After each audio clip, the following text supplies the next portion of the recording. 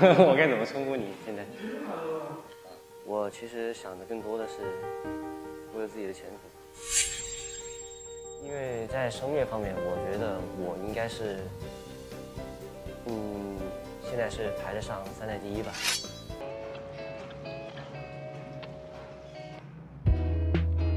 大家好，我是黄硕，今年15岁，喜欢唱歌、跳舞、弹钢琴、弹吉他。Hello， 好久不见啊！好久不见，多多关照。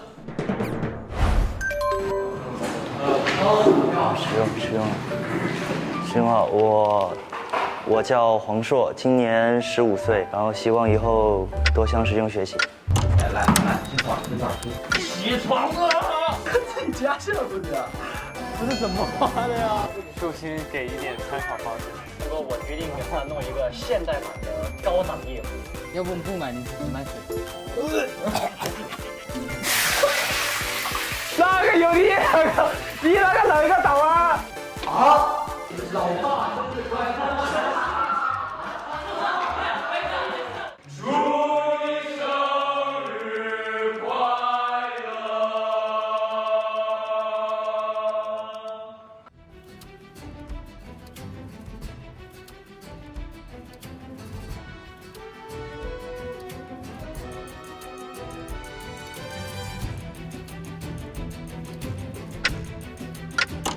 就是感觉肯定这次回来就是可能感觉比之前更加的自信吧。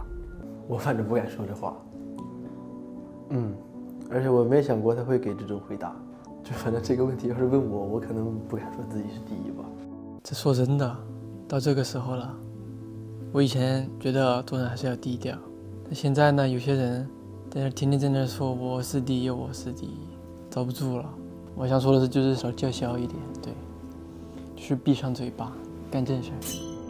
我不做评价，但是呢，我觉得如果你就把一个水平说，我们3代第一，那3代唱歌都很垃圾，我就把话放在这。我也很垃圾。是我比较废。为什么这么说？是我自己能力问题。实验太简单，大家都一样啊。那他们完成不好，那我没完成好，那是不是就只能说明能力不够？那只能这么说呀。我不想说是时间有限来包庇自己，事实就是这样。我昨天我头晕，我没办法，老师，我觉得我胃有痛，我有什么办法吗？我又不是故意这么不唱的。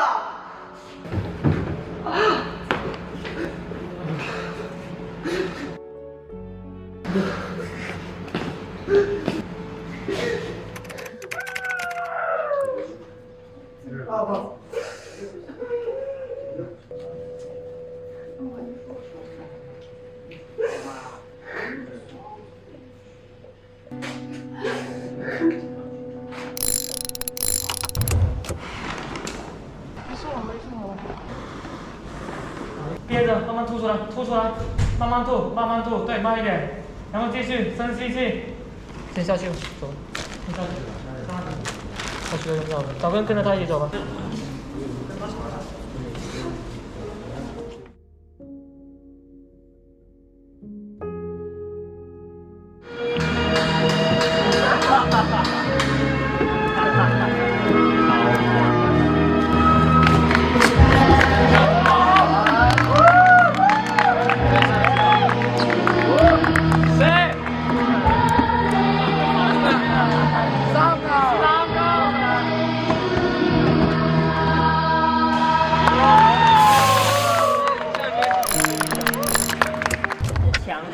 然后转身拉第2个人上来，然后第3个人上去的时候也是接一下，你们这边也是自己分一下顺序都可以。就是，然后坐就好了。对，然后但是你们一定要知道它是个墙哦，它不是阶梯哦，它是墙，你们得爬上去。感觉这个夏天就是挺累的，就是时间也是在越来越短嘛，时间。然后其实我们大家在一起的时间也越来越短，就感觉这个夏天希望我们能够好好珍惜吧。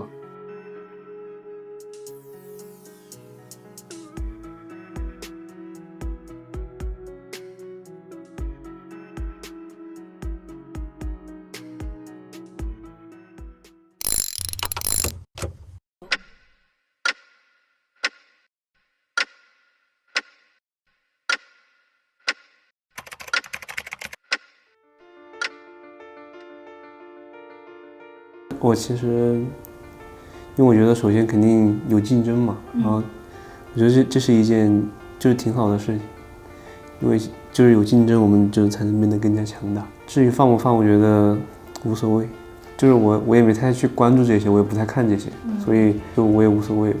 我肯定知道啊。我觉得这些有争议的片段是因为这个问题。虽然回答出来的是那样，但是其实并没有大家看到的那么怎么说呢？你看我们私下还不是正常一起打游戏一起玩，不太能接受。想法就是可以不要问那么具有指向性或者那么犀利的问题，就是这种问题问了又解决不了什么，就是只会播出去，让更多的人来评价。我是这样觉得的。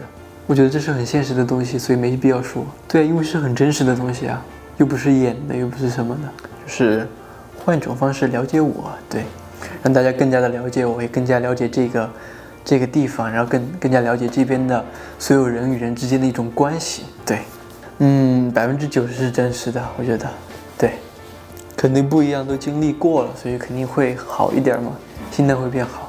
对，好像还是会有人去讨论这些东西，好像都是截图，我看的全部都是那种把字幕截下来，然后一张一张一句一句的那种。我没啥想法，对我不起实际作用。我说的没关系，就是我虽然在议论中心，但是这些议论对我不起作用，就当一乐嘛。我觉得它放出去肯定就有好有坏。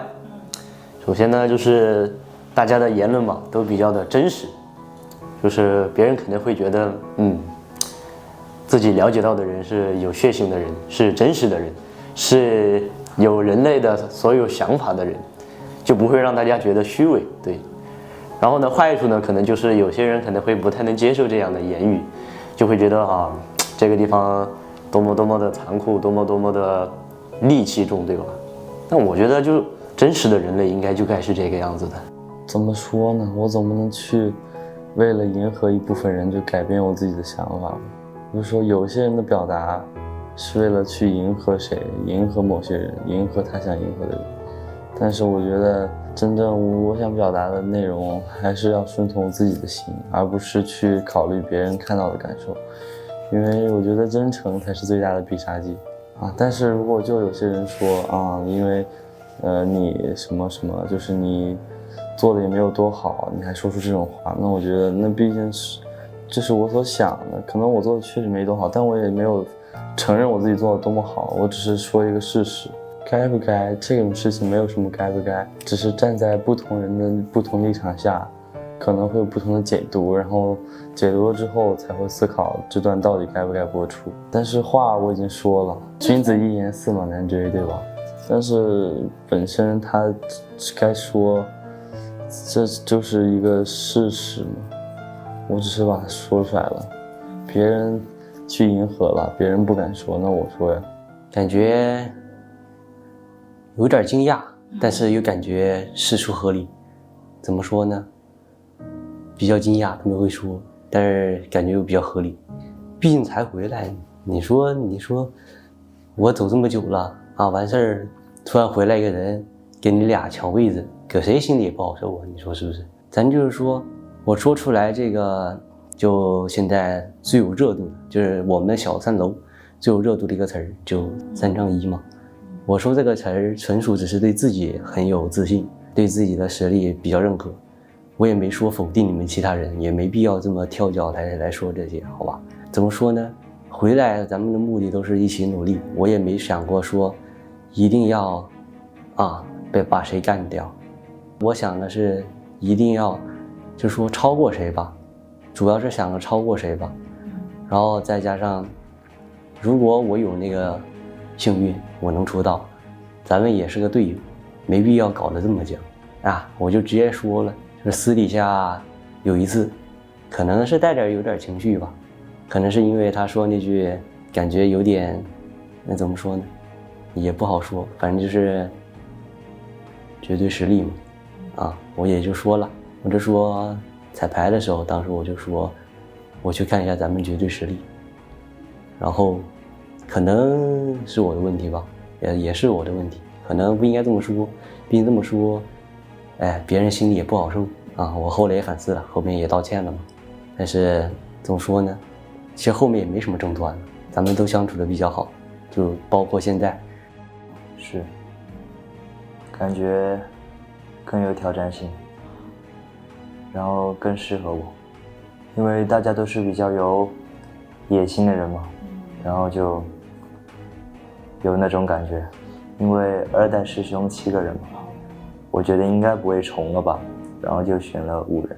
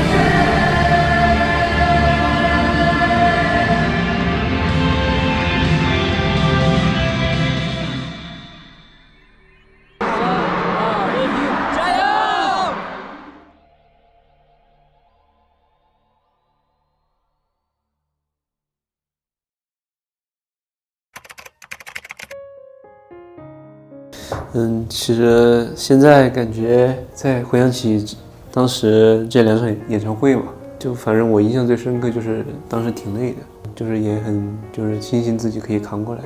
当时演唱会还是挺累的吧，但是最后呈现的应该还没有自己想象的那么差，还算可以。可能由于时间比较紧，然后就是没有完成的很好，对，感觉还需要继续努力，对。就还好，反正都过去了。就是2场演唱会下来之后，就是虽然时间很紧嘛，但是呢，还是克服了。对，就是可能就是心态上的，还有一些就是技能上的，就是可能经验更丰富了一些。就是感觉有点不习惯，因为之前感觉排的比较紧，就充实一点，然后感觉现在就是有时候不知道做什么，就是感觉没有什么很指向性的任务了。但是可能如果回到那个时候，我可能也会抱怨很累。现在已经没有很大的感想了，最大的感想是表演结束那几天，感觉完成了一件挺不可思议的事儿吧。可能4、5周准备了2场演唱会，非常的震惊，就完了之后也很放松，感觉整个人都轻松了很多，都没有什么压力了。就感觉时间过得好快，刚宣布这个计划的时候，感觉就刚刚过去，没想到都过去2、3个月了。感想有很多收获吧，什么都有一点，过得蛮快的。其实过了之后也不会想太多了，就是当时的时候可能会觉得比较紧张，怕哪里没发挥好。其实结束了之后想的没那么多，感觉比以前进步了。就第1场的时候很紧张，然后第2场的时候呢就好一点了，就是广州的那场很紧张，大连然后就放松很多了。肯定多多少少还是会有的，就比如时间啊，然后就是学习的内容啊，然后可能就是都比较赶，就是会比较低落。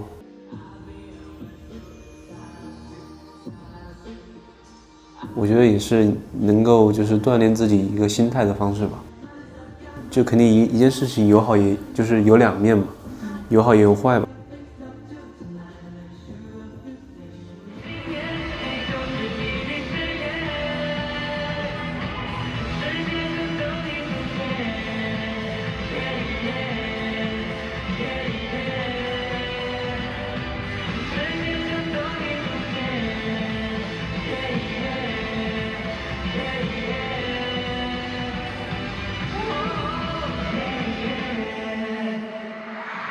就当时那种情况，首先肯定就是不要多想，肯定就是不要去多想那些让你情绪很低落的事情，因为可能当时就可能连发泄的时间都没有吧。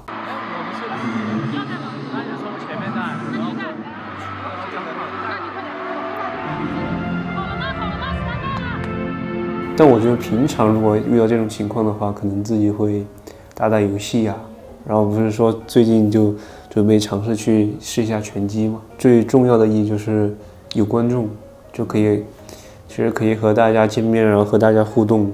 我觉得这个可能相比录制的话，我觉得肯定现场自己的状态会更好。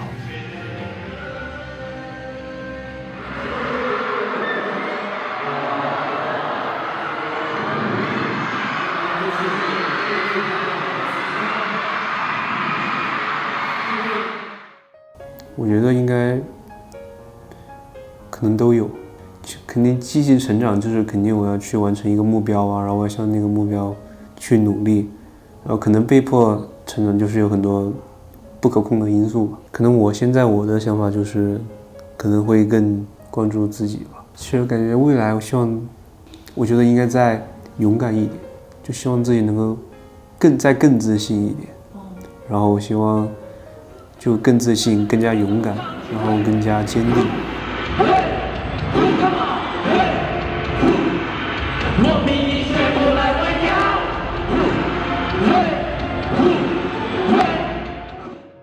觉得依然是就是苏俊豪、张吉，然后张俊豪。其实我觉得就是有变化，应该是因为我们每个人都在成长嘛，所以有变化应该算正常的。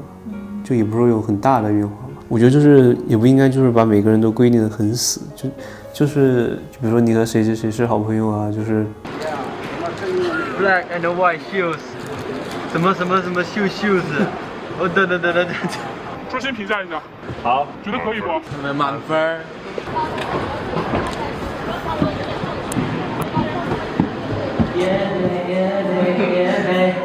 真的记得不要动手脚，记得我。记得不要动手，好的。你记得就是左手左脚，我可是有点。发烧了，生于火焰的时候，而且当时正好在排，好像那天是男儿歌和 Vibe， 还有少年郎，就都比较重要嘛这几首歌，就当时感觉站都站不稳了，就是感觉情绪非常大。那几天算是筹备演唱会里比较艰难的几天吧。然后其他就还好，意味着可以让就是现场的朋友们看到我们的进步啊，看到我们的表演状态，或者是目前的这个一个水平怎么样。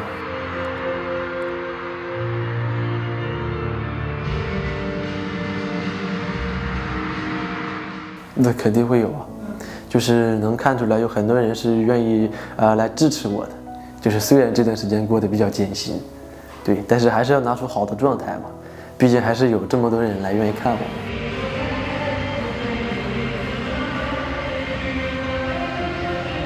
提起是怜悯的心，城市友谊却疏远的可以。觉得挺多的，对，但是呢，我觉得不太能说，对，所以咱们就过了，好吧 ？OK， 谢谢。淡入了我的生活，对，没有治愈，但只是淡入了我的生活中。其实我感觉都差不多吧，反正都尽力做好了，对，就是在有限的时间内，已经就是尽自己所能去做好这件事情了。就是他是我第二段的时候，我要跟他合。那你可以第二段的谈，第三段的时候再慢慢放。对，我的意思说，他的武器都要往前走，还是我会让他们。I can't wait to get you on the floor good looking. Going on so much just like how we 我觉得肯定是双任务的时间有点赶了一点吧，然后就还好。紧张吗？没有任何一个紧张。潘玮柏老师双人，我们有全新的编曲和一些清唱。他可能发行的时间比较早，做了一定的翻新，所以说我觉得他的编曲是他的一大亮点。还有就是我们2个人的舞蹈成分，也是一个亮点。下一个节目是 battle 节目的话，你对你们有信心吗？该有的还是有，不能失去希望。也不是很满意，可能还是有不足的地方。就比如像时间太短了嘛，就像架子鼓那些现场是看着谱子打的，就是可能表现力上就缺了点。就镜头要找我机位呢，可能只能看到我在看电脑上的谱子。就这次是不仅乐队的数量比以往多，时间还比以往少，然后就确实没有来得及时间把谱子全部完整背下来，就是我觉得这是有遗憾的一个地方。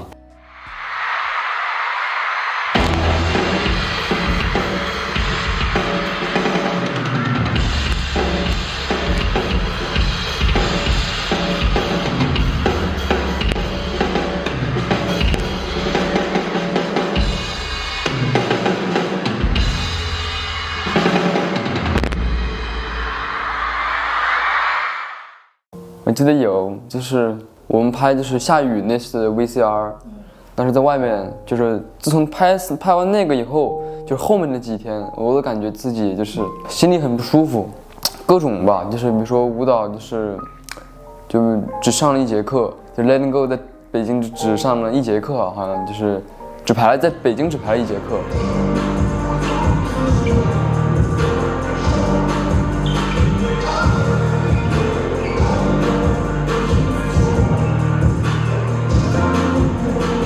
还有亚米，当时改了很多动作，然后就是有点不熟悉，很多事儿，导致那段时间非常的敏感，对，然后因为那段时间天气也特别的不好，整个人的这个情绪呢就没那么高，我可能也是压力有点太大了，感觉那段时间，然后就是专注度就是就感觉有所下降。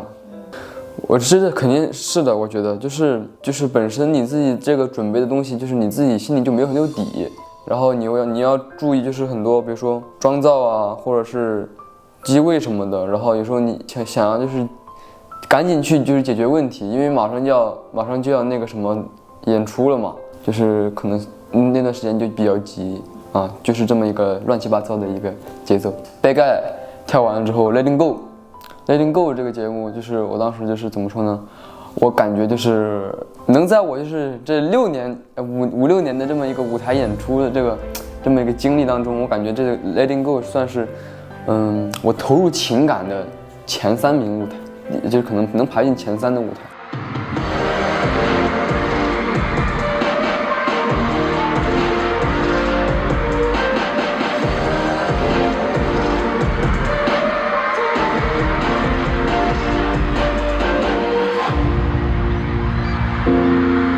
当时在台上，我真的特别的就是共情的于这个节目。当时我自己就是挺忘我的感觉，当时那个 Letting Go 那个舞台，就是什么都没想，就是只想到舞台本身，然后他想要表达的东西。反正就是这首歌，我觉得挺好听的。一是这首歌比较好听，然后呢，可能我有那个心，就是我想去就是演绎好这个节目。然后2可能就是老师给我们讲了一些就是这个舞台他想表达的一些故事嘛。然后就是我自己比较有感触，然后就很容易就自己共情在这个故事里面，当时这个就很进入状态就很快。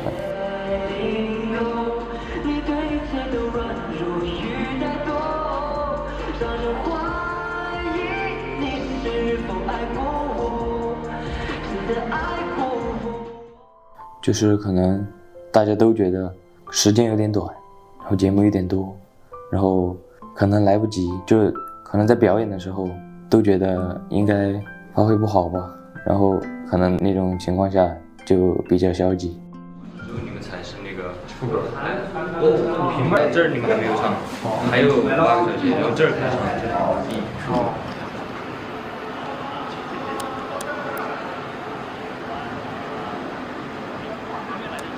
其实我也不知道，但是我感觉我在台上肯定是已经做出了就是最好的状态了。当时我们连排全要素连排的时候，其实也是全力嘛，但是感觉舞台还是要比全要素更好一点。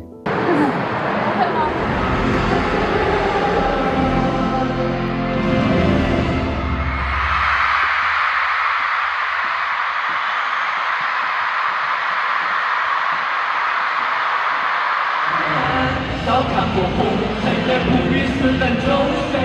热闹的下桌，让他上脚步归路，做场或休息，都不枉此生虚。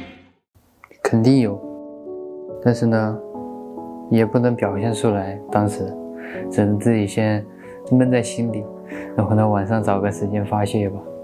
就比如说当时那个布拉格广场，因为当时好像说的是只有1节课，然后呢去广州再上。不行，来不及，我们先来，你们占一下第1排的位置，我调整一下。是这样是吗？第1排，对对对，我坐着。我就站在布拉格黄昏的广场，在许愿池种下了希望。然后呢，那1节课上完之后，我发现我什么都没记住，我当时就特别崩溃。然后呢，听到后面又要学那个自己和苏笑穿场那2个舞，更崩溃了，因为本来其他的都没记住，当时有2、3个舞都没有记得很牢，因为一直在改嘛。然后呢，又要学2个新的，那当时也只剩2、3天了吧，就特别的崩溃，心情就挺失落的。然后呢，只能去广州调节一下自己的记忆力，因为只能在那儿速记了，因为就晚了，不仅晚了，而且还早了。你那个笑完之后不要提早走，音乐开了再走。对啊。对对对，你不要有一个提早就是走回去的那个感觉，等音乐开了再走。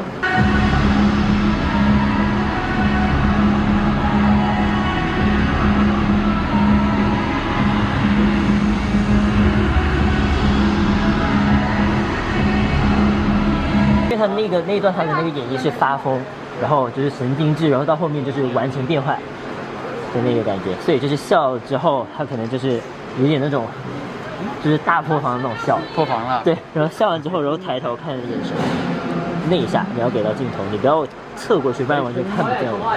然后因为去广州那边练得多，所以说这个问题还是最后解决了下来，就感觉更坚定吧，就想着站在舞台上，下面还有很多支持你的人，就有一种无形的力量吧。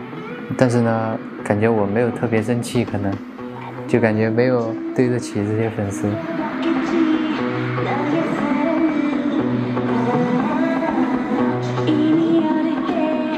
不是下面有块屏幕可以，老师会拍我们每场，然后看的感觉就没有，反正我自己觉得是可能太平常了，在一群人当中也没，我自己都不太能注意到我自己那种。我感觉先让自己变得坚定一点吧，就不要怯场，不要害怕，主要是这一点是最难的，我感觉是最难调整的，因为心态这个东西是从小开始养成的，就可能是从小的习惯吧，有点。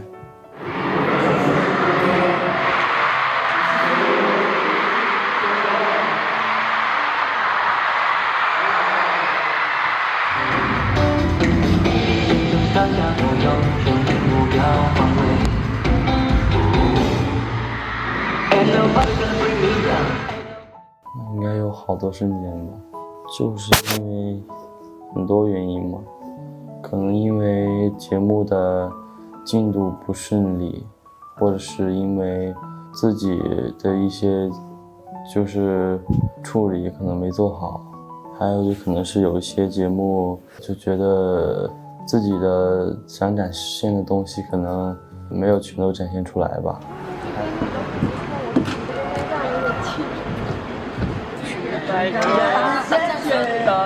我还记不住谱呢。这个那个结束的位置。对，这个还 OK， 但是这个动作之前的那一段内容，所以再注意一下就行。OK， 就是你。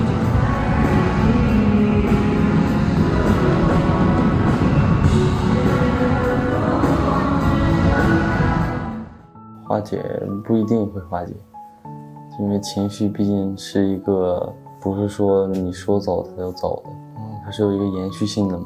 怎么处理不好说呀，就是自我消化呗，吞到肚子里。掩盖可能掩盖不了，但是可能会慢慢忘记一些吧。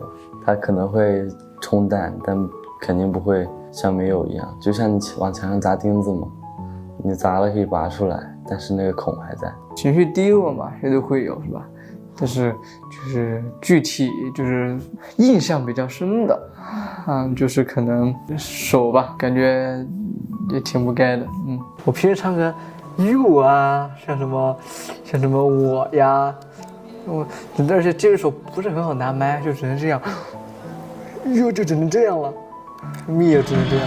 再也不愿见你在深夜来回，不愿面对那么放纵的滋味，可知道这样会让我心碎。应该是过了一会儿，可能情绪就稍微好点了，然后经过一晚上的心理疏通，然后就差不多了，就感觉不是我到处跑，就是被要求上去玩耍一会儿，就是看到了很多东西，有看到支持我的，当然也有看到朝我翻白眼的啊，真的有，反正就在前面，我在这儿嘛，然后可能就在这儿，那我当时看着，我当时还在跟他对视，当时差点翻车了，唱歌调整过来了，没事，自我调节，反正只看到一个呢，是广州第一场，之后就没有了，之后就不敢看了。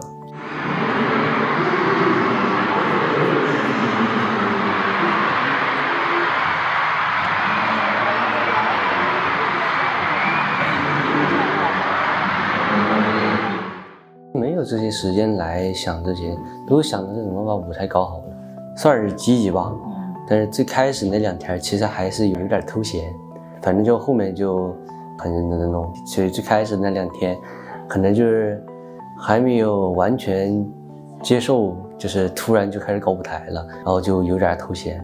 你就是他是中心，不是，就是你站在中间，然后姿态他会围着这个圈转，然后他就转到哪你就向哪或者就是你的方向，就是这边。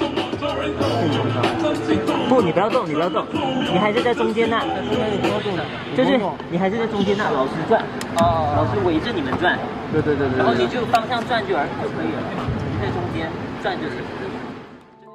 消极的情况啊，没有过，情绪低落的时候没有。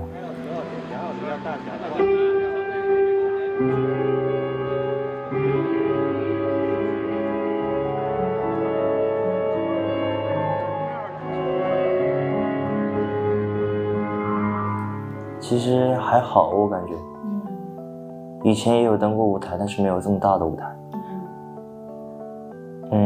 就时令有点紧，然后就没有了，情非得已吧。感觉我表现还是可以的，反响还可以，但是也没有那么好。这个看过了吗？没有。可以。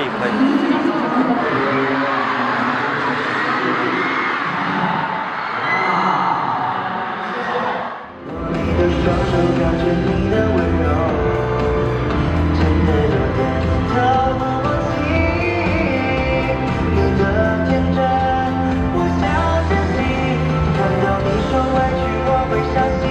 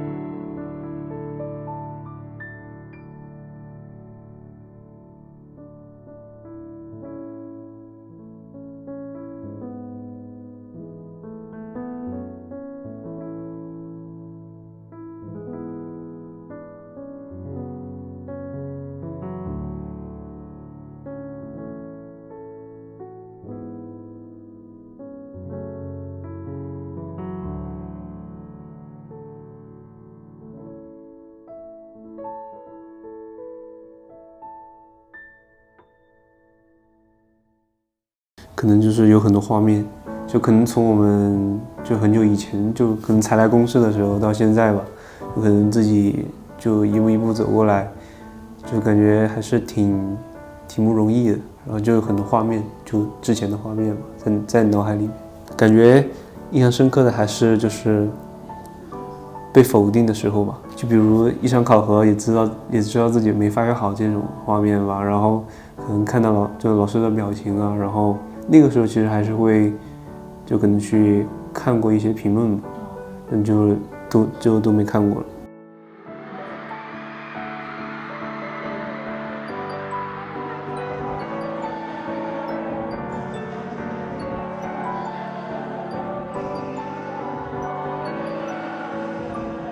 我也不知道，就是本来就是我想的是应该不会哭的，就是包括彩排啥也都说好了嘛，就不会哭，然后就不知道为什么，就正是就读信的那一刻，我也不知道读一半为啥就哭了。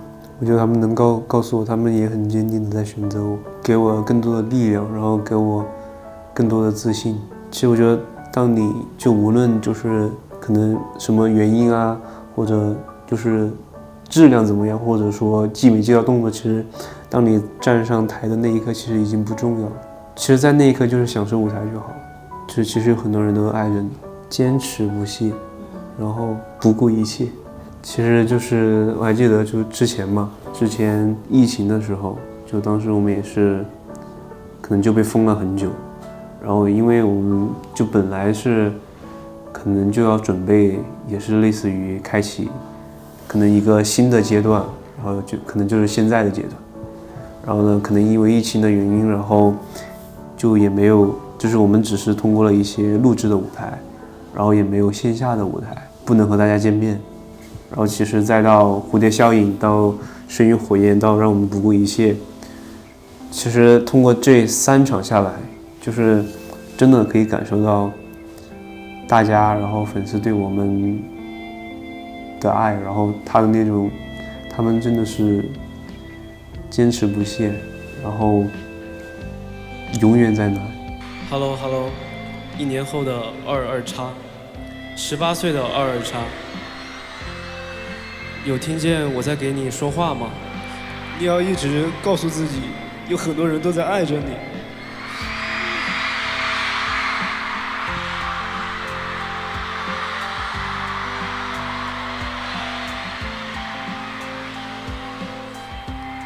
这一点很重要，千万不要因为粗心大意就忘记了。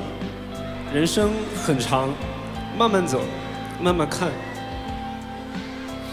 我相信，应该一切都很好，一切也都是正好。最后，我也不知道应该说什么了，但我还想说一句，还有朱志新，希望你天天开心快乐。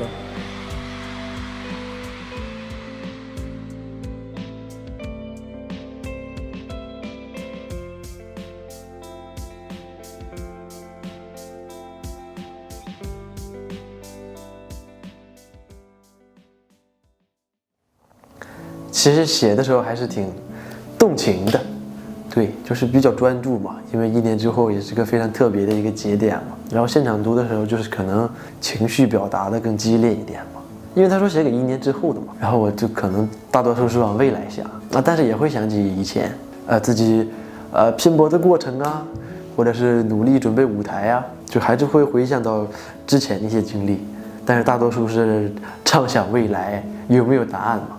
就是我记得在不顾一切闭场的时候，我送那个礼物，然后那个朋友他是怎么呀？他是先站起来，然后开始鞠躬，就是明显能感受到，就是这位朋友非常的开心，对，然后能看到，收到礼物的朋友很开心，我们也很开心嘛，就感觉这份礼物就是准备的还是很好嘛。你好，2024年夏天的小宝，你在干嘛？是否还和兄弟们并肩前行，取得了一些成绩？是否登上了更多的舞台，为好朋友们表演了更好的节目？记得之前看到过一句话：生活要埋了我，却不料我是颗种子。所以张泽宇，在这个过程中，你要无所畏惧，勇往直前，也一定要快乐感染着身边的每一个人，一定要珍惜这一路陪伴的所有的好朋友们。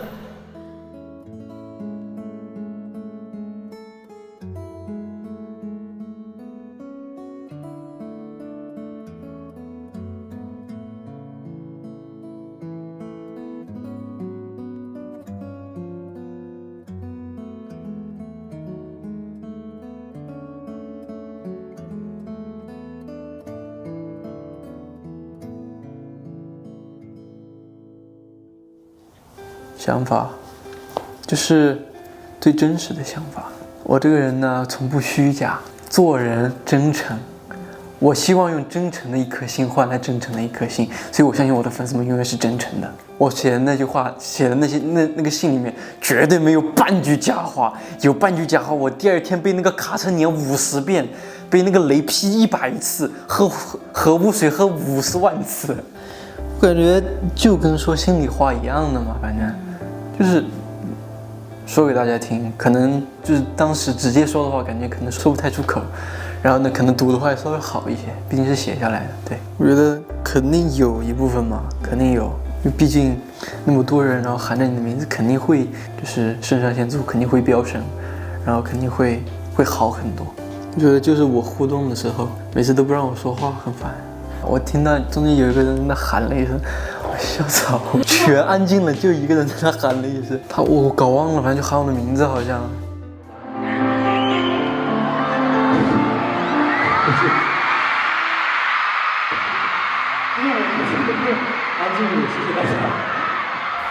大家可以冷静一些，对，我们要做一个冷静的、成熟的人，对。尖叫完之后就是我说安静，希望大家下次可以安静一下，等我把话说完，然后我说 OK 继续啊，谢谢大家。你好，张吉，2024年了，这一年有什么特别大的变化吗？你有再成熟一点吗？因为现在的我会拼尽所有力气去努力，去争取，去为此战斗。因为我用了近乎大部分的青春时间去完成这样的一件了不起的事情。然后呢，也希望你能够带给大家更多的快乐，也要谢谢那些愿意永远支持你的粉丝朋友们。我们都要勇敢的做自己热爱的事情。张吉，我也相信你能保持初心，永远永远永远。你也还是那个会为自己梦想而奋斗，努力拼搏下去，永不停歇的那个少年。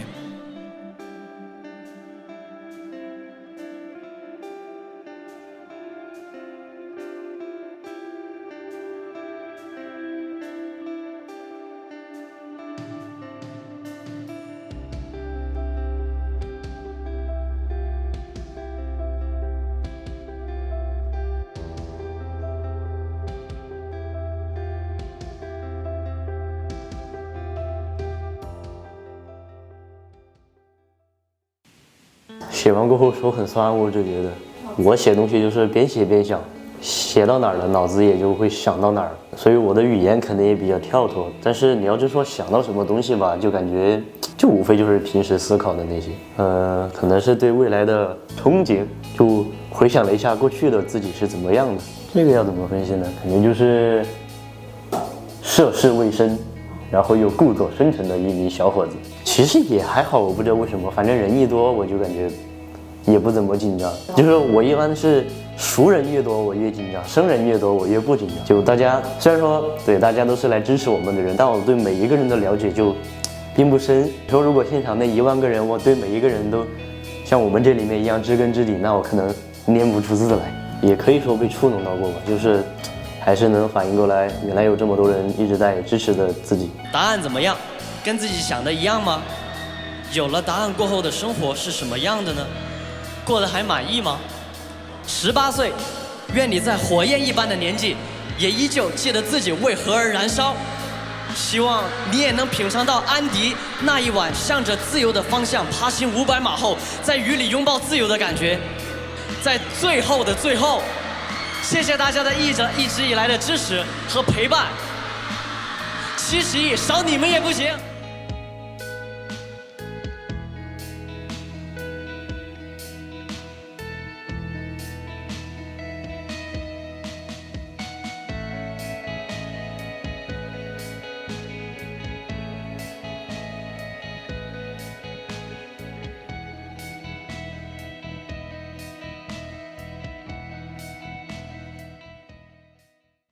就是我也不知道在想什么，其实就是觉得写给，就是那个时候就是已经知道答案的自己，就是感觉有一种时空穿越的感觉。我最近就是读了一本书，叫《牧羊人的奇妙冒险之旅》，应该是这个名字。对，这本书，它这里面讲了一个那个就是一个词语，好像叫马图布，叫 martu， 就是意思就是命中注定的意思。然后我最近感觉自己有点相信这个东西。然后那本书里面它也有一句话，就是当你想做一件事情的时候，就是整个宇宙会合力帮你实现。我相信老天爷会助力我能拿到这个目标，所以我自己得有这个信心。当时我写的时候，我觉得自己是不自信的。现在就是心态上就是算想好了一些吧，只要心在那个地方，只要你不放弃，就是世界会合力帮你完成你的梦想。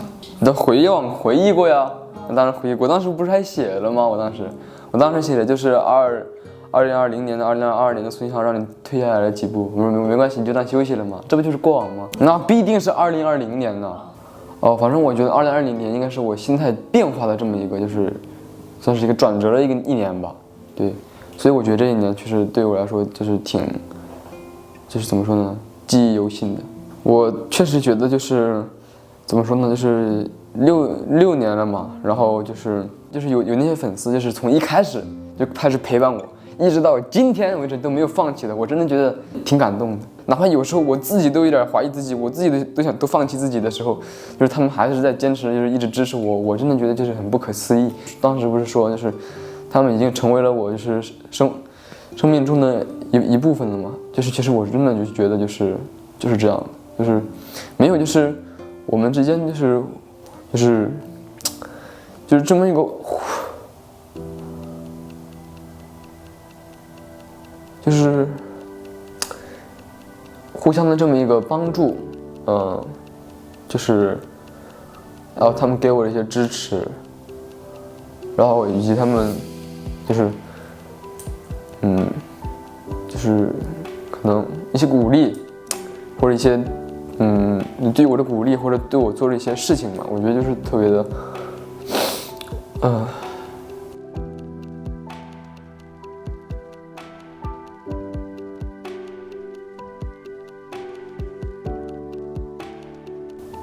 因为我们是才开始线下的嘛，因为在线上的时候就是很多都是一些就是数字，或者是一些就是你触摸不到的那些语言，就这样就是很容易就是你分不清是现实和虚幻。对，是真的这个线下真的对我来说真的是老天爷帮助我的，就是怎么说呢，就是我还挺感谢这个线下的。对，真的，我觉得他是真的，就是能让我看到，就是实打实的，就是支持我的人，就是坐在台下看我表演，然后而且还有那么多的人，然后我就是那一瞬间，然后我就算是看清楚了这个现实吧，就是那些虚幻的一些东西，就是在这个面前就是不值一提。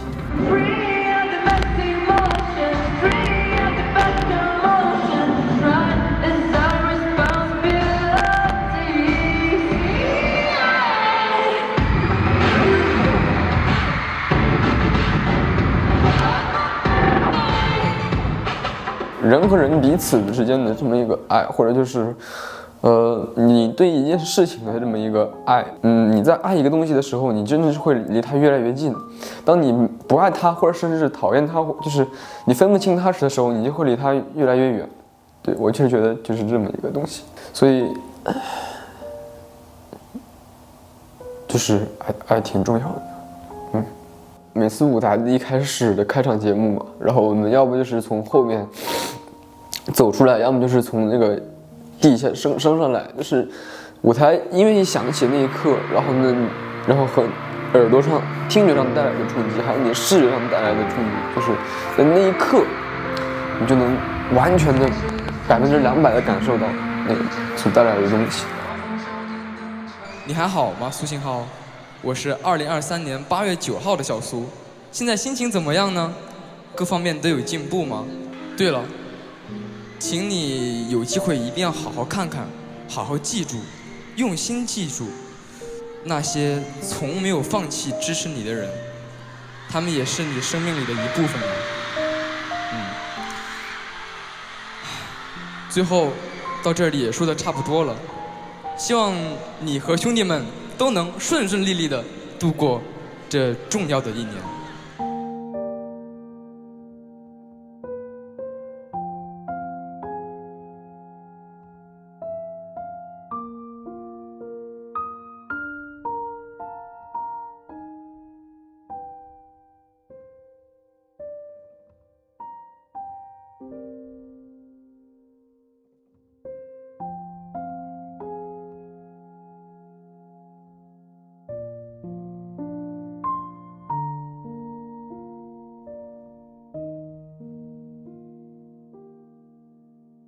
其实写的时候，我当时真不知道写啥，因为我也不知道之后我是个什么心情。因为他不是说之后也会看到嘛，也要读，我不知道站在哪个方面去想，然后我就用了很多就是那种，就相当于有2种结果嘛，我把它写在一个句子里面，就是不管是好的结果和坏的结果。因为我记得我写了一句话，就是什么，大概是这个意思吧，就如果结果好了也不要太骄傲，如果结果不好的话也不要太自责，大概这个意思。舞台上就是想象自己在给他说，就这样读的，就给未来自己那个对话。我印象最深刻就是对家人说的，因为我来这儿比较早嘛，就是感觉跟家人陪伴的时间有点太少。这次不是出去玩了嘛，然后我爸就在说，上一次我们一起就是这么4个人这么齐的出去玩，已经是6年级了。听到叫自己名字的时候，肯定那个就是因为肯定表演到后面可能有点累了，然后叫自己名字可能就是相当于激励自己，就是继续坚持下去吧。就比如说这个节目完了，就听到自己的名字了，可能下个节目你想表演得更好。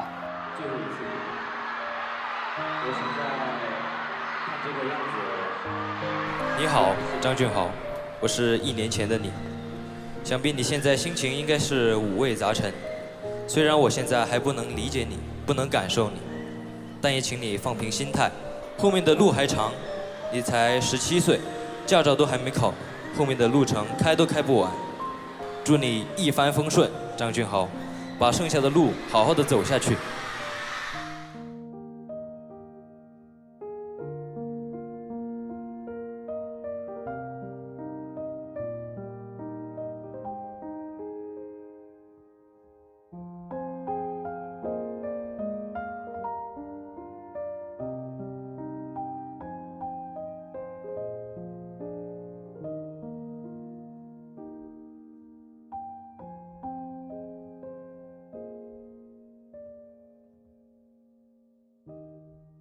我记得我当时是在飞机上写的，去大连的飞机上写的。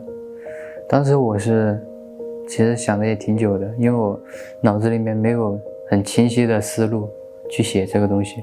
然后呢，后面我就想着以我自己的方式，就假如说跟1年后的自己对话那种方式写下来。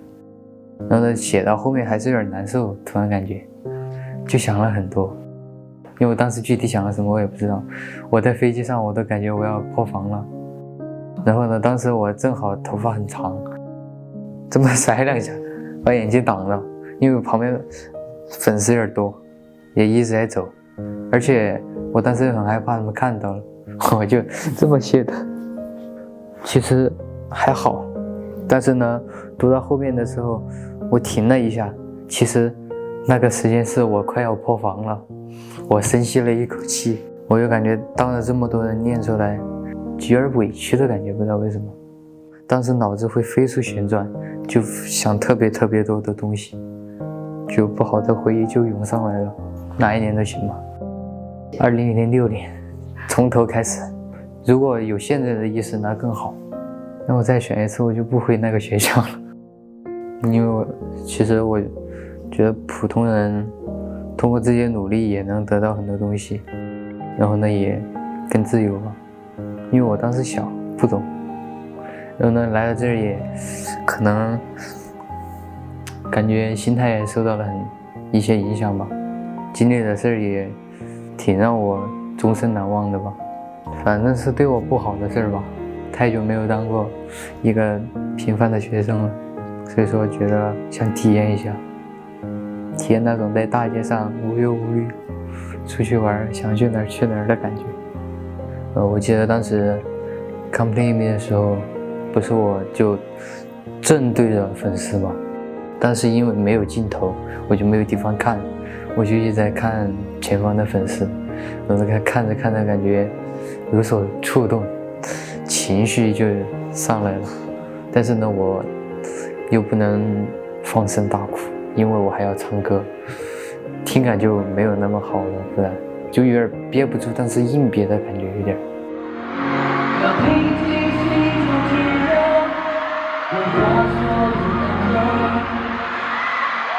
Hello 啊，比我更成熟1岁的于雨涵，今天你就能得到自己一直以来努力寻找的答案了。这个答案咱们等了7年了，我都替你紧张。先提醒你一句，不要忍不住哭得像个小娃儿一样哦。我是那种藏着感性的人，一起生活了6年的伙伴，怎么都已经成为我们生活的一部分了。真的不想经历这种事情，也真的不明白上天为什么要这么残酷。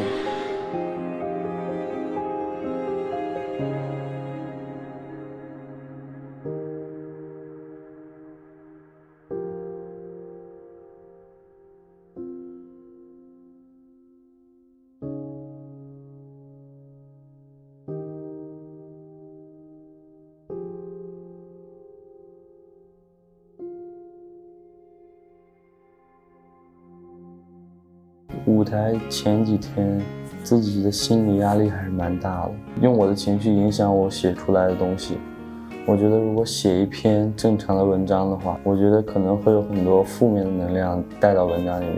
然后我想呢，我就选一个比较隐晦的方式，一是我自己可以把一些想法比较隐晦的表达出来，二是这样写的话，我的一些情绪可能就不会表达那么明显，然后也就不会有一些负面的情绪去带给大家。大概的意思就是说，其实就是一个很迷茫的人，就是那在梦里昏昏沉沉的一个人，但是他也想过梦里的很多结局，就是梦其实就是只是一个空间，不是真的梦，就是他想过这个空间里的很多结局，然后毕竟还没有真正的去到达那个结局，然后呢，那个结局过程中有很多的设想，其实我就是想借这个梦这个空间去反映我现在的自己，就是有些迷茫，然后希望自己可以，最后那一段不是想让我自己睁开眼睛吗？就是想让我自己看清楚，但是我现在其实还是在寻找，是这个意思。我有一个点记得挺清楚的，就是当时最后一场演出的第2天上台表演那个无与伦比的美丽的时候，因为那是一个没有伴奏的阿卡贝拉形式的表演嘛，当时场馆里就只有观众的声音和我们的声音。当时我记得很清楚，就是开始唱的时候，因为当时戴着耳返没有那么清楚嘛，就是听到场馆里的声音也没有那么清楚，但是还是听到了很多呼声吧，应该就是给我们的鼓励，就是那个记忆比较深刻。因为其他节目都是有那个音乐听得没有那么清楚，但是那个是实实切切听到观众们的欢呼，就是感觉有那么一瞬间是被鼓励到了。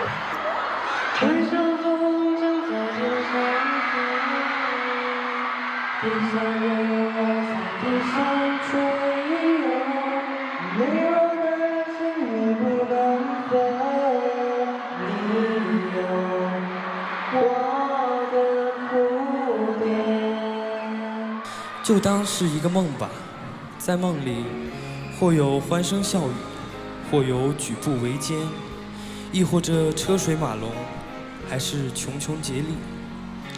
这时，一个似我非我的身影向我走来。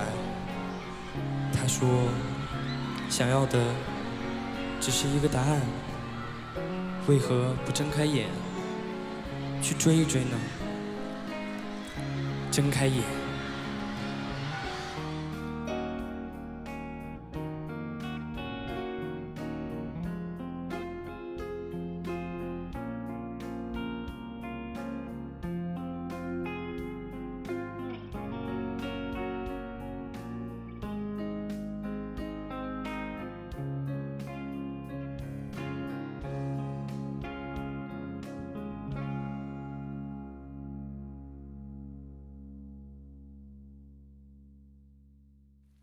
就是其实还是有很多想说的，就是可能有的因为很多原因也说不出来，反正也说了很多想说的。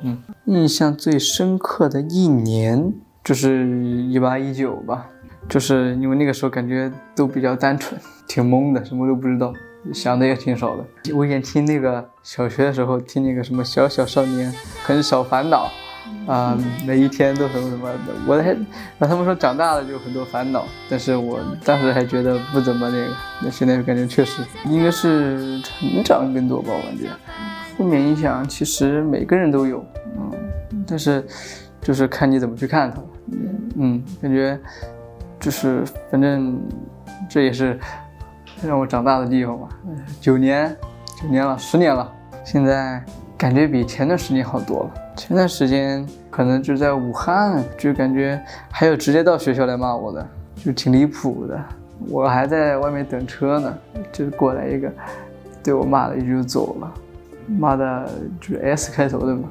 因为那个时候就是那边平时我一个人嘛，也就没有那么多就是好朋友可以分享，最多就打电话，然后就感觉挺闷的。那时候就是一个怎么样的人，是一个聪明，正在努力，也正在成长，但是可能稍微有点懒惰，反正正在变好吧。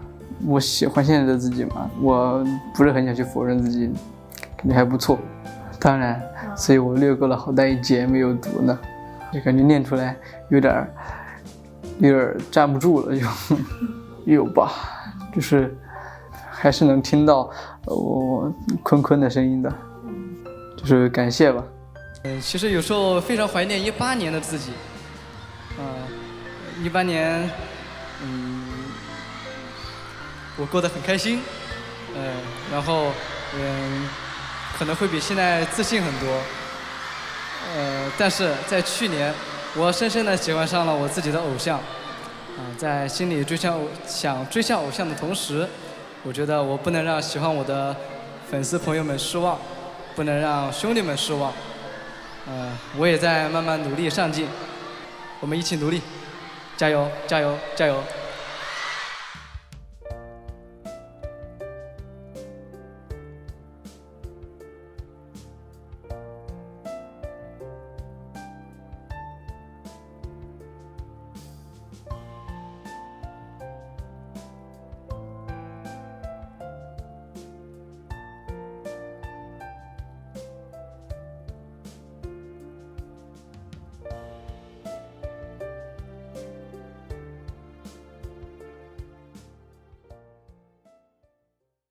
其实当时写的，我看他们都奋笔疾书，写的老大一段了，写给未来的自己。其实未来的自己也知道你现在心里是什么想法，就是只要在你未来，就是当你拿起这封信的时候，你能够想起来自己努力过，结果是好还是坏，其实都可以了。应该是想过的，就是毕竟待了8年了，也见证了这么多人的来与走吧，可能也见怪不怪了。可能对过去有些缅怀吧，反正过去的事情都不谈了嘛。至少现在自己也聪明了，能想到一些很多事情了，不像之前一天想着玩，除了玩就是怎么又上课呀，不想上课。反正现在就想的是自己能多学一点是一点，也不算是满意吧，就是我对自己的状态比较满意，但是对结果还是不是那么尽人意，可能就是还是练习时间不够长的，反正尽量追吧。性格上，我觉得现在这个样子挺好的。过生日的时候吧，没想到会这么大声，大家都挺好的。就是当时过完生日不是要拍合照嘛，原本我说我要不站回我自己的位置，然后朱自清把我拉回来了。我跟老朱虽然是同班的，但是说实话，咱们能在学校见到的面真的很少，真的特别少。但是其实老朱人一直都挺好的，不管是在一些小事情上，不能说是很怎么个大事吧，但是其实很多小地方还是能感觉到温暖的。Hello，2024年的邓嘉欣，不知道看到这封信的你有什么感想呢？相信你一定会成功的吧。不过呢，不管成功与否，都一定要保持积极向上，保持乐观的心态，做好自己该做的，不要落下任何一样东西。相信你的结果一定不会辜负你的努力。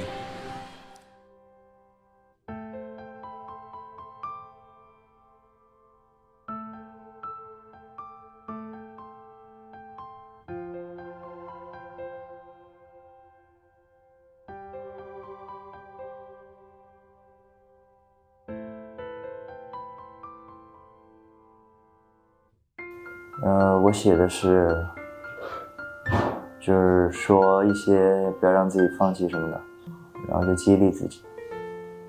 我觉得是一个比较平稳的心态吧，不管结果如何，都会保持一个比较平稳的心态。我可能不善于表达，1年后的我究竟会是怎样的模样？坚持了这么久，先给自己竖个大拇哥吧。不管答案如何，都不能停止发光，一定要乐观和坚强。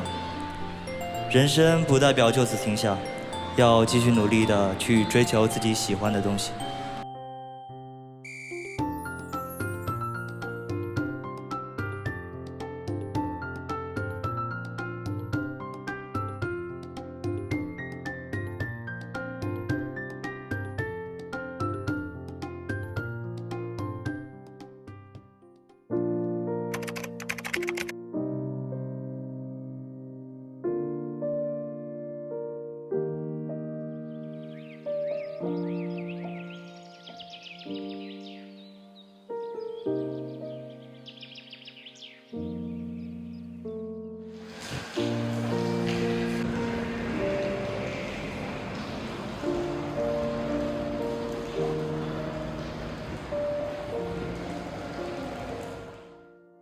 成长嘛，我觉得就是我整个人可能性格呀，包括想法呀这些，我觉得成长了挺多的。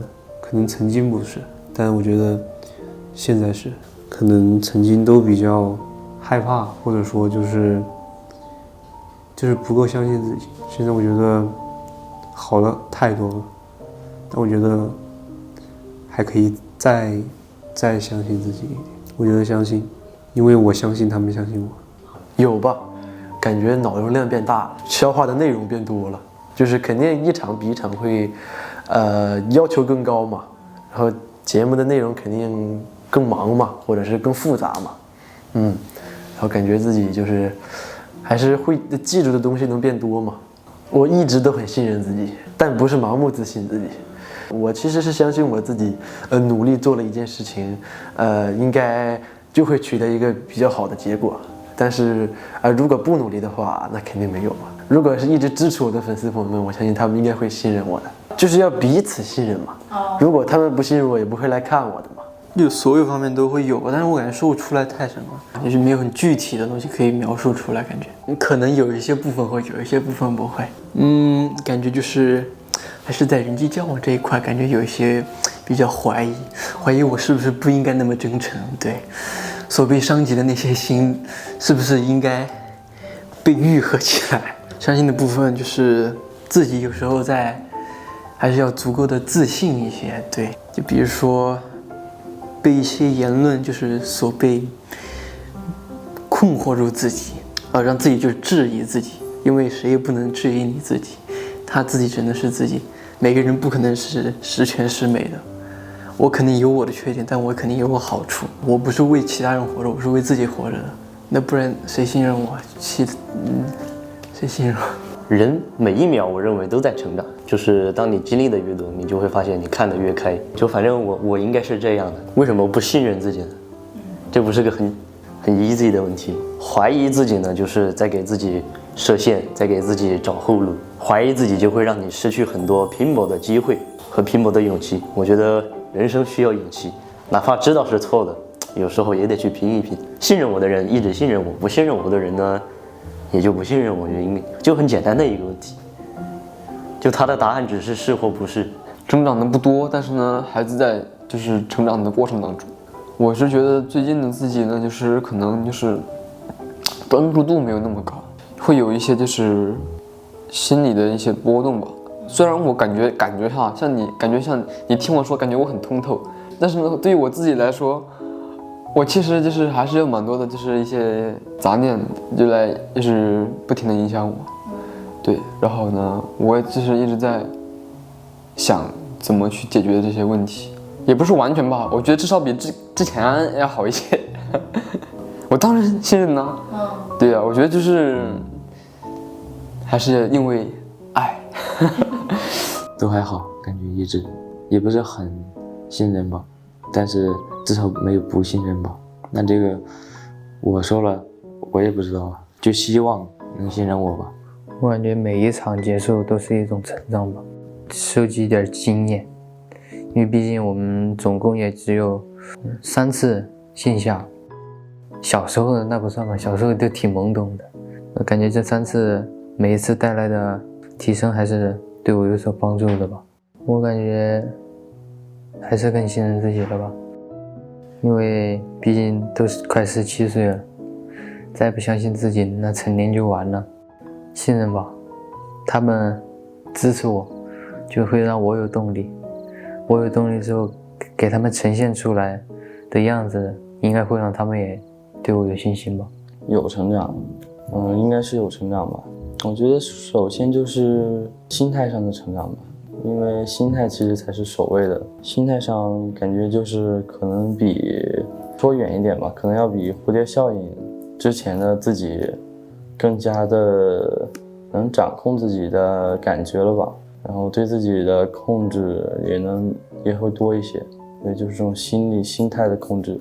再说其他方面，就是舞台也会让我得到一些锻炼嘛，意识到了一些自己的不足，就像是自己的表情管理，然后自己在台上的说话的时候的这种谈吐，然后以及自己表演状态的投入度。主要是这3点吧，我觉得是我能意识到自己还有一些不足的地方，有改进的空间，应该还是持怀疑态度要多一些吧。就是感觉自己还有一些选择，其实说实话，可能比准备舞台期间还要迷茫，感觉自己不是本来应该表现出来的自己，这个意思。可以慢慢调整吧，这种心态的转变不是说一时一刻就转变了的，就是不敢说100%的粉丝都信任吧。应该怎么说，也有98%的粉丝是信任我的。当然，你问《生于火焰》的前一场蝴蝶效应，主要是蝴蝶效应，就是好久就是以来就是第一次见粉丝嘛，然后就是和这生于火焰就是第2次，可能还是非常紧张的，但是经过了这几次，感觉心态要好很多，可能有的地方不会非常自信。但是我感觉还不错的，应该还可以，但是也不是很敢打包票，毕竟就是没有练得那么好嘛，可能。那肯定啊，我反正想的应该是，如果离开了哈，反正我洒脱一点吧，如果哈，反正我是觉得大连场没有广州场表现到，你要这么说的话，我对自己还蛮失望的，感觉没有什么特别明显的进步，可能最明显的就是表演吧，但其实我感觉其实还可以做得更好，相信自己。对，反正做人要先自信，才会有后面的什么一堆事情。你要真不自信的话，你能做啥事儿啊？你就不是做那事的料。我相信他们是信任我的。进步，感觉都进步了一点，但是没有太大。成长就是心态吧，心态好很多。然后也没有其他的。我觉得也不是特别相信嘛，但是还是比较相信，毕竟肯定不会是那么完美。不信任的地方，毕竟每天也不是就是把每件事情做到极致，还是会有一点偷懒的。大家好，我是 TF 家族黄硕，我今年15岁。我觉得我是一个比较乐观，然后应该可以说是努力的人吧，然后也希望我自己能一直努力下去，然后做到自己该做的事。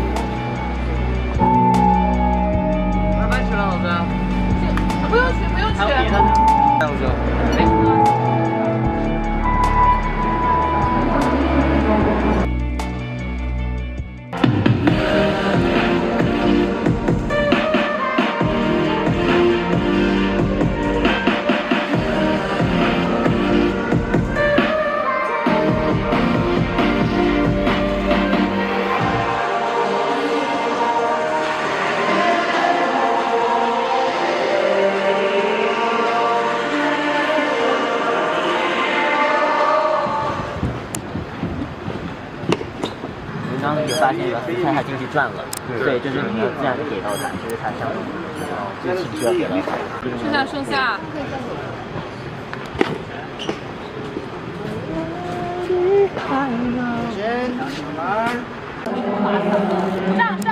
上。看一下，马上看完你。看，就是那段你自己个人动力就冲出来的时候，你要有那种快要倒下的感觉。剩下的休假你去哪儿了？啊，剩下的休假在休假啊，在那边。就是你自己那一段出来的时候，就是我自己说一定要把幅度跳出来，就是你要感觉像快要倒下的那种感觉。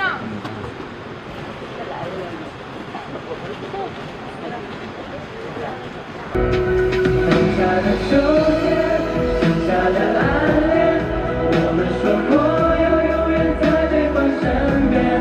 走廊灯光线，剪影的笑颜，即将是从前。我们说过永远的对对那天，剩下的时间，能不能别轻易就说了再见？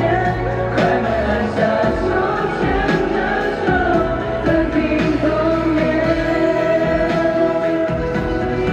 凝望微笑都还在，我永远是你彼岸花，我还留在时间里期盼，穿越云彩，飞过七里的海，一定会有美丽安排。家族在明年能够顺利出道，越来越棒，加油！全员出道，加油！每个人都很棒，每个人都非常的努力。今天为3代所有的宝宝们，我心情非常激动，因为这是我第一次见他们。就希望你们在未来的1年中继续努力，一定要闪闪发光，一定要出道。我是家族粉丝，我是为所有人来的。首先是觉得他们很帅吧，然后很幽默，然后以及就是他们在不断的进步过程中呢，也可以给我一些激励。我希望他们能关关难过关关过，前途漫漫进参参。我们是为每个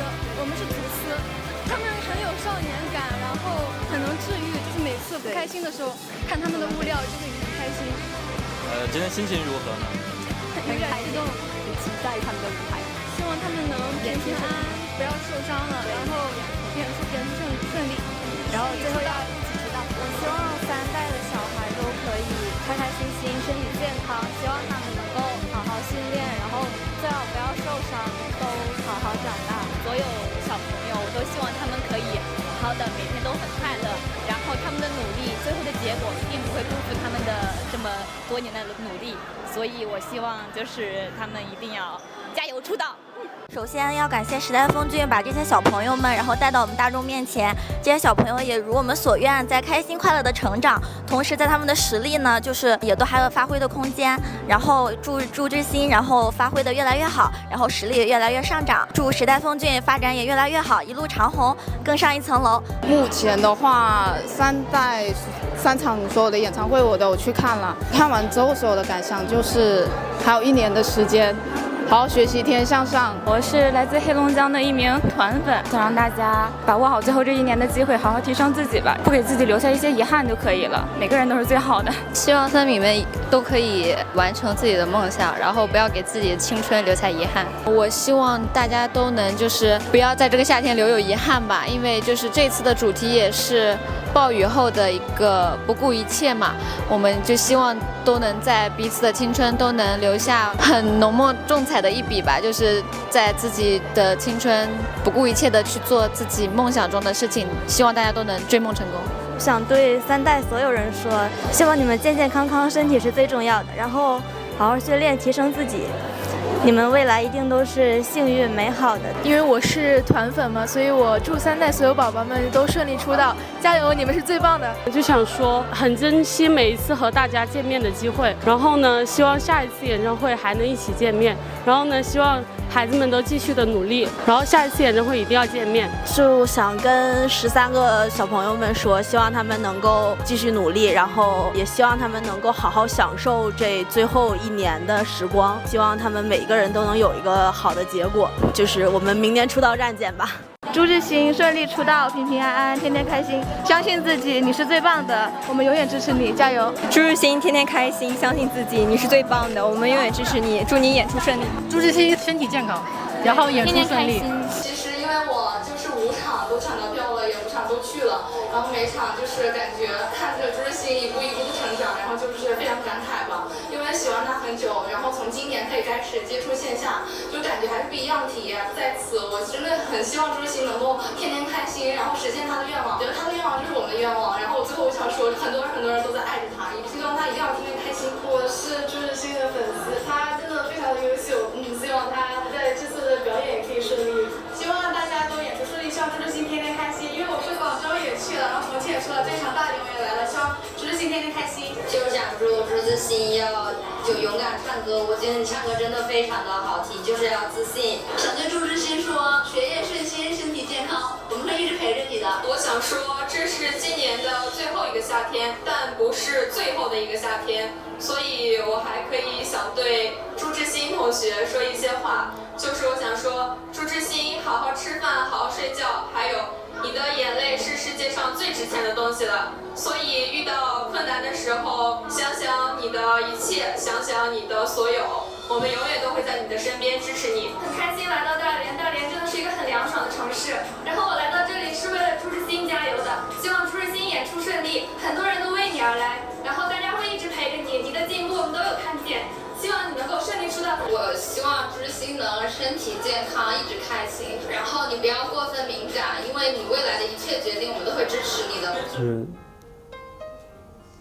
就真的非常谢谢大家，就是很直接的通过视频能够看到大家这样，就是非常勇敢、非常大胆的去表达自己，就是挺触动的。然后，就我也希望自己能够再勇敢一点，就是真的非常谢谢大家。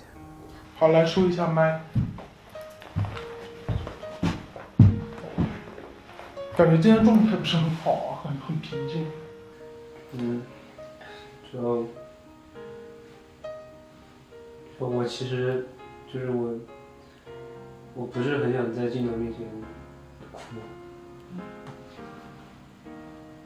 就是忍住了，就是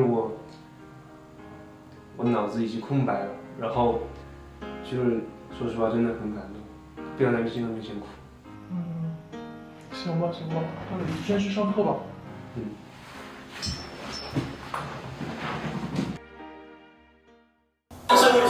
张泽宇，然后我特意从香港來嘅，所以我希望你可以加油，努力出道，加油！我終於張澤宇啦！然后再聽一遍那遍粵語，就是有點，我仔細聽一下。我希望你可以加油，努力出道，加油！我終於張澤宇了！聽懂了。这怎么还有个我照片的扇子？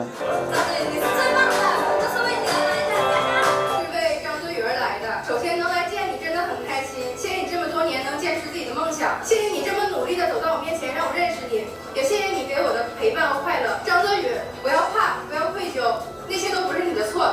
好朋友们永远是你的后盾，前方的灯不止两盏，别害怕，大胆的往前走吧。最后，祝愿你孤独重回，苦尽甘来。我永远爱你，加油！大宇，欢迎回到东北。差不多了，前面2场都去了，最后1场是可以休息了。他们休息，我们也休息。然后就希望张泽宇可以好好休息，然后后面好好训练。这样说就是张泽宇很棒，然后唱歌很好听。张泽宇加油，妈妈也爱你，妈妈也爱你。大宇欢迎来到东北，希望你这次在东北的演出能够顺利，然后希望你天天开心。我们是来看张泽宇的，对，张泽宇你的好朋友来看你了。希望张泽宇天天开心，然后多吃一点。我也希望小宝能多吃一点，因为他真的很瘦。张泽宇我们回家了，然后希望张泽宇身体健康，顺利出道，然后今天的舞台顺利。我想说，张泽宇，我们一直都在，希望你可以健康快乐的长大，你的好朋友一直会来看你的。为什么我之前没有看过这段啊？哎，我也不知道怎么说，就是还是挺感动的嘛，就是真真切切能感受到还是，有人愿意来支持我的嘛。我不要哭。没有，不可能。哎呀，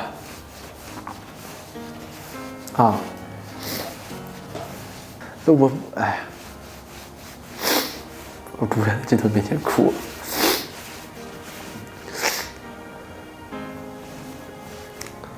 没事，就是刚才那些视频里的每一个人啊。完了，我感觉我现在说了又要哭。就是，我不知道怎么说了。就是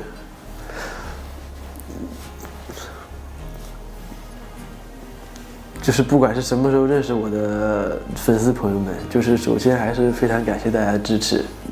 以前可能因为某些原因，就是没法在线下和大家见面嘛。然后现在呢，就是大家对我的支持啊，或者是刚才说的那些话呀，我都听到了。然后肯定会，就是更加努力的嘛。然后也希望，大家可以陪我走到最后，然后我也会努力到最后一刻的，肯定会拿到自己想要的答案的。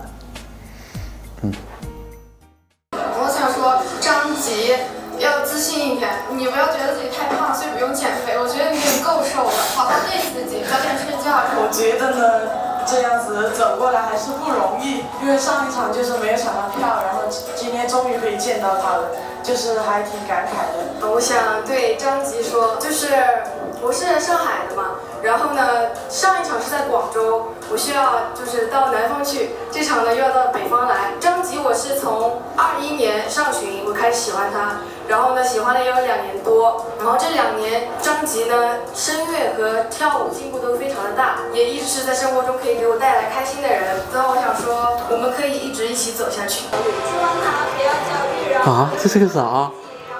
给他说到张吉拿过来的，然后你的演唱会代表我的气场。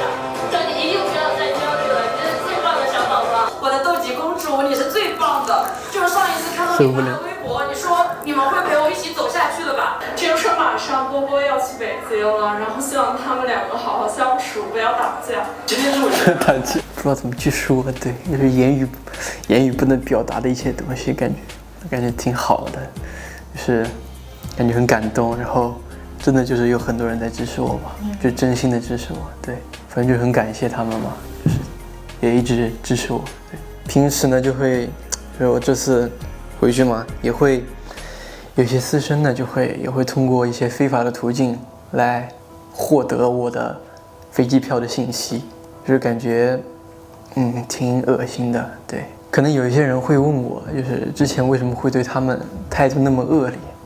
我是觉得呢，不要总觉得别人是态度是恶劣的，要想想为什么我只在你们私生面前会去做这种举动，我为什么没有在舞台上在对粉丝们有这种举动？为什么我对他们是笑的，对你们却不是笑的？对他们是温和的讲话，而对你们是咆哮。对，可能咆哮。对，因为我觉得这种真的就是非常恶心，然后是你跟他讲，他也不会听，他反而就会做出一些过分的举动，就感觉他那个手机就是已经要贴到我脸上来了，然后还有蹲在我家门口的，然后还有去给我爸妈打电话的，然后平时还有一些贴跟踪器那种东西的。我觉得就是反正说了也没用，我觉得因为已经说了不是1次2次了，也没有办法。毕竟如果真正就是为我好的话，就不会这样。如果那些私生如果真的是我的粉丝的话，我觉得就是我还是最后一句劝告，就是感觉会很打扰我休息时候的一些心情，因为好不容易才休息一会儿，可能就会天天就会跟在我背后拍我。我觉得就是那种路上偶遇的我觉得没什么，就是给我拍，就是隔着远的拍2张我都不知道那种，我就觉得无所谓。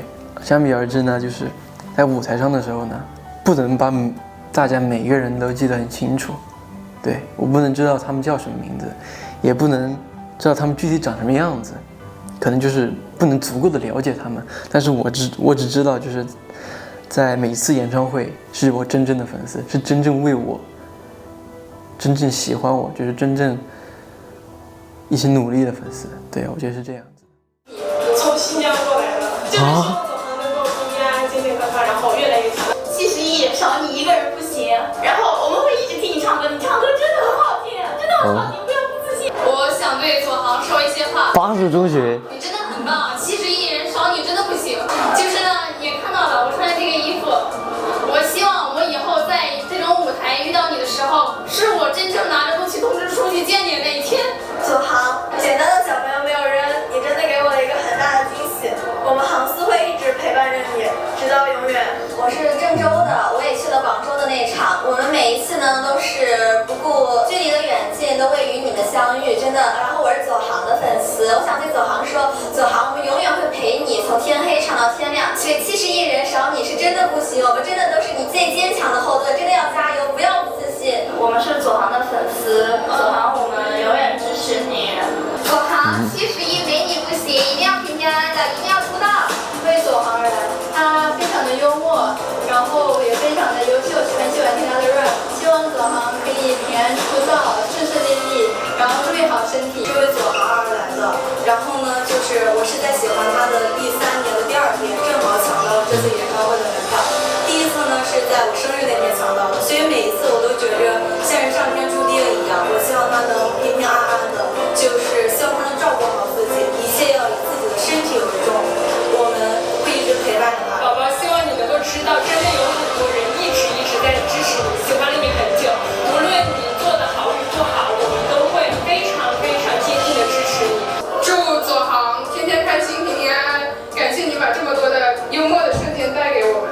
祝你演出成功顺利。我想说，跨越2000多公里过来，然后2000多公里，祝你健康。就感觉听完大家的说法还是非常有感触的，就都能知道是在互动，就大家说的话也有可能来源于我之前说过的话。其实看大家说话也有对非常激动的时候，就是对你看刚才语气也是，我觉得这都是人生中比较宝贵、比较珍贵的财富吧，就是有自己坚持的事情，有自己热爱的事情，然后像大家比较重复强调的一句话呢，就是让我保重身体。我觉得对这一点也非常重要，因为身体是革命的本钱嘛，然后就是身体是物质，你要保证物质的稳定过后呢，再去追求我的精神。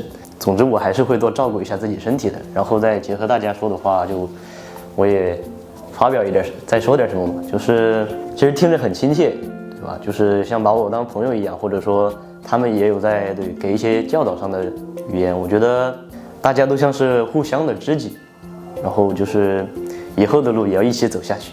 也送给大家一句话吧：莫愁前路无知己，天下谁人不识君。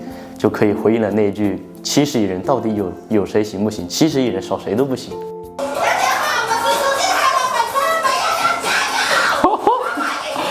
怎么这么社牛？我今天是不是比较喜欢一个人的真诚，然后是他的就是对于他事业上、对于梦想这份追求的这份坚持。我想告诉你，我们有很多人都在爱着你，很多人都在热烈地爱着你，一直爱你哦。苏信浩，我爱你，苏信浩，我爱你，苏信浩太帅了，你这辈子就是苏信浩，我爱你，永远会支持你的。首先，我是苏信浩的粉丝，就是我想替大家对他说一句，一定要照顾好自己的身体，就是不要再受伤，我们都很担心。真的有很多人爱你的，苏信浩，一定要加油，你是最棒的，你是最棒的小朋友。苏信浩，努力一定会有结果的，他不会辜负你这个努力的孩子。苏信浩，演出加油，演出顺利，我们相信你。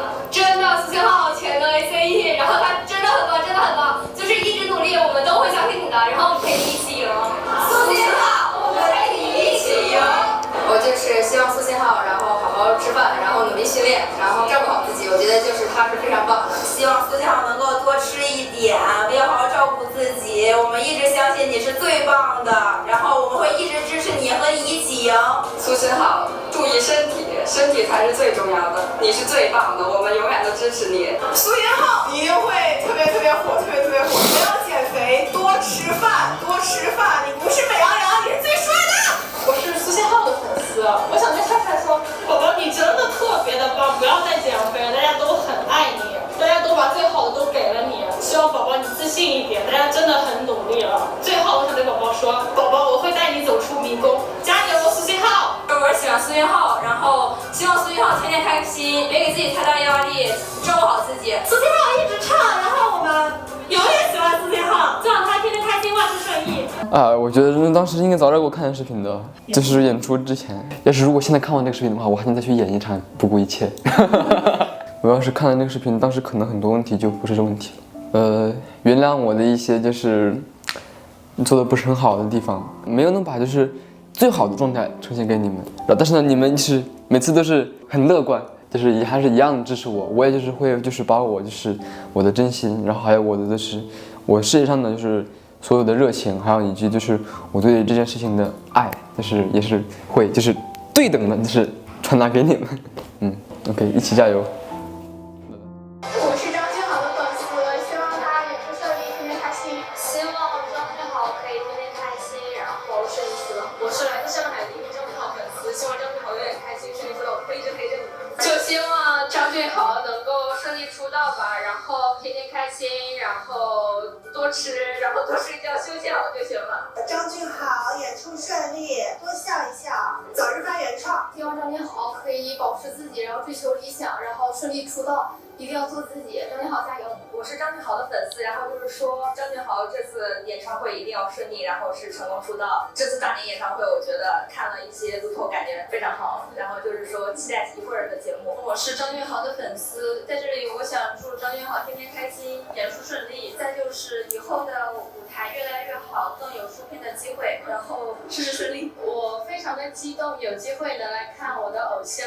我从云南来的特别远，但是想到我的偶像，我就觉得特别的激动，特别开心，终于有机会能亲眼见到他表演。然后希望张俊豪顺顺利利的，每天都开开心心，希望他能顺利出道。还有张俊豪真的长得很帅，就第一次看嘛，然后就感觉就是没有想到就这么多人。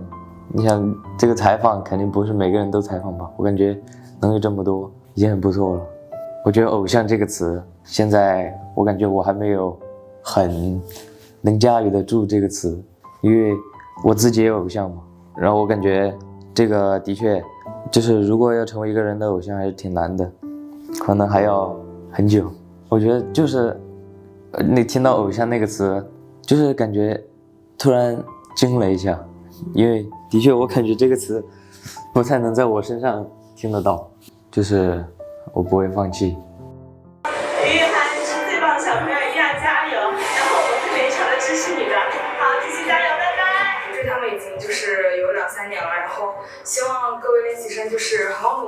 后就是一起出道，然后就是玉涵，好加油，新年我永远都在。首先就是特别想对玉涵说，这个暑假呢，首先就是非常的辛苦，然后在大连最后一场也能来到这里，也是非常的开心。然后希望她接下来，一个是注意自己的身体，然后就是我们一起一定会陪她到出道。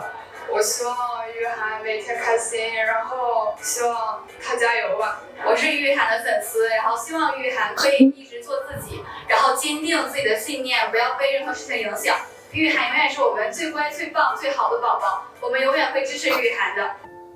就感觉挺温馨的吧，就感觉有人这么支持你，心里面还是我是感觉挺害羞的，不知道为什么，但是呢就感觉他们挺好的吧。我也希望你们天天开心，然后呢追寻自己的梦想吧，然后完成自己一直想完成的事情，做好自己，成为更棒的你。可以，拜拜。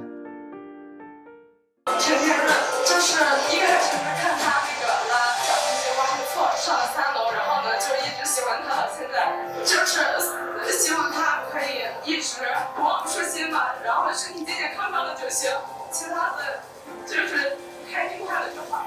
今天我为陈天润而来，因为他的声乐很厉害，然后最近的舞蹈进步也很不错。我希望他一直努力下去，一直自信下去，多一点自信嘛。希望他能够平安顺利出道，然后我会一直为你而来。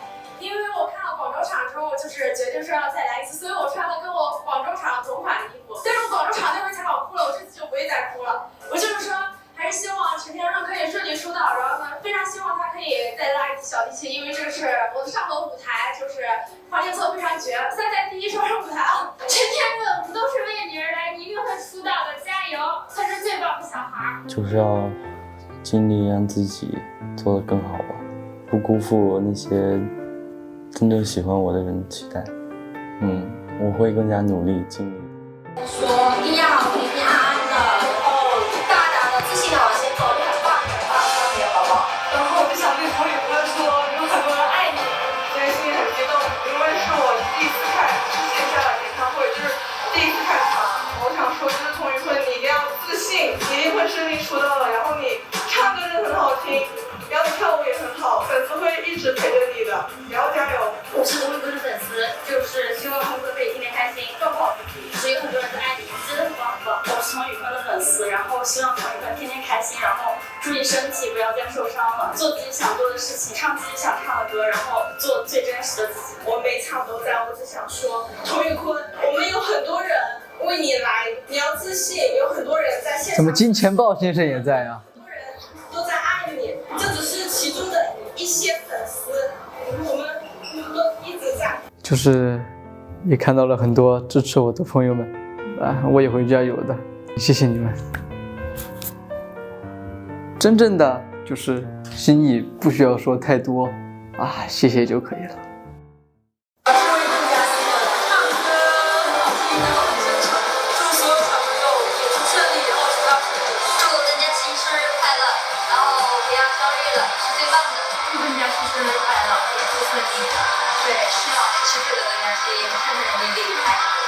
我是邓嘉欣的粉丝，我希望邓嘉欣能天天开心，一直做忠于有情对音乐的小孩子。那全中国考第1的那个邓嘉欣期待大连那也祝成功。说得对，身体最重要，真的身体最重要，不要对所有兄弟们说，无论是谁，保护一下自己的身体吧。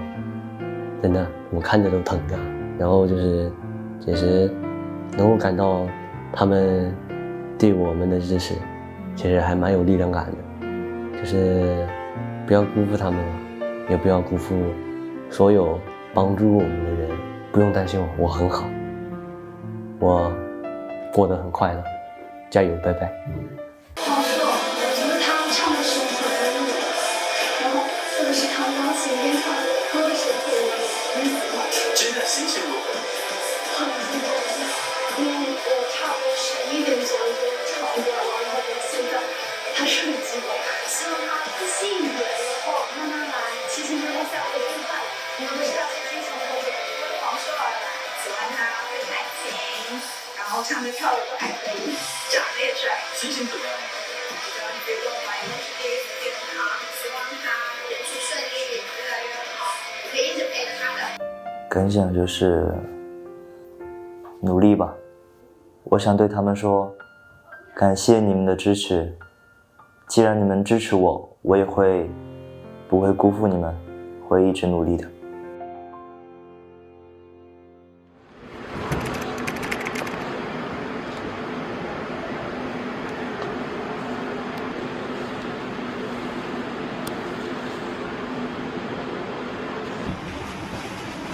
现在站在跳舞的那个上是我们的衣服里边，不是服装老师辛苦上场给王硕的衣服要掉下来了。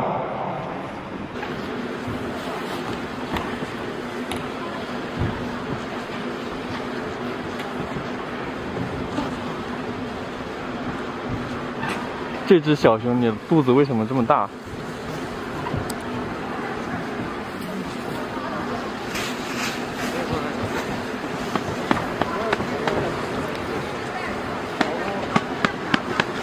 哪个？不是啊，看名牌。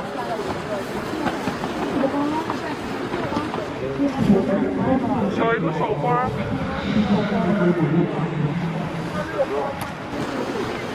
好了。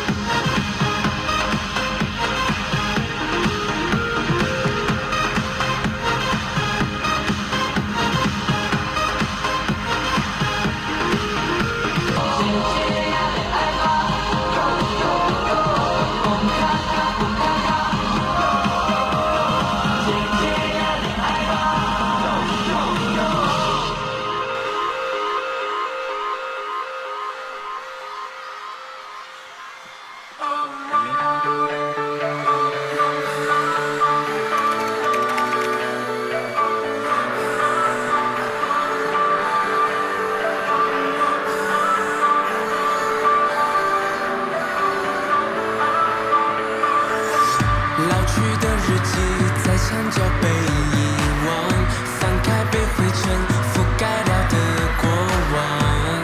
在那一夜，你还那么耀眼，依然留在里面。过去的画面渐渐都醒过来，心跳也好像那天一样澎湃。可是时间却不能随心所欲的倒退。你的彼得潘。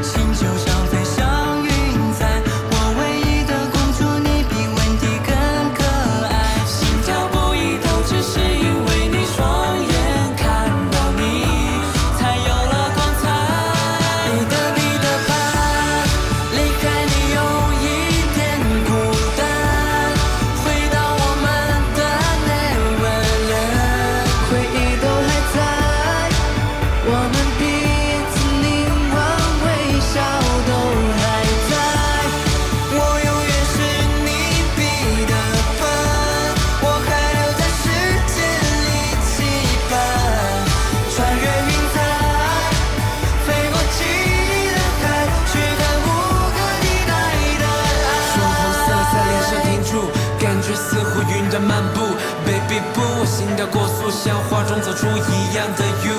那是你双目，像微笑对我打招呼。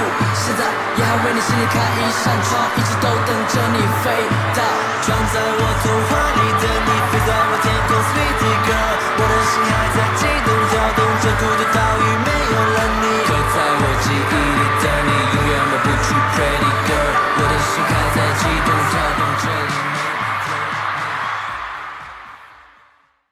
你的彼得潘，离开你有一点孤单，回到我们的 Neverland， 回忆都还在，我们彼此凝望微笑都还在，我永远是你彼得潘，我还留在时间里期盼，穿越云彩，飞过记忆的海，去看无可替代的爱。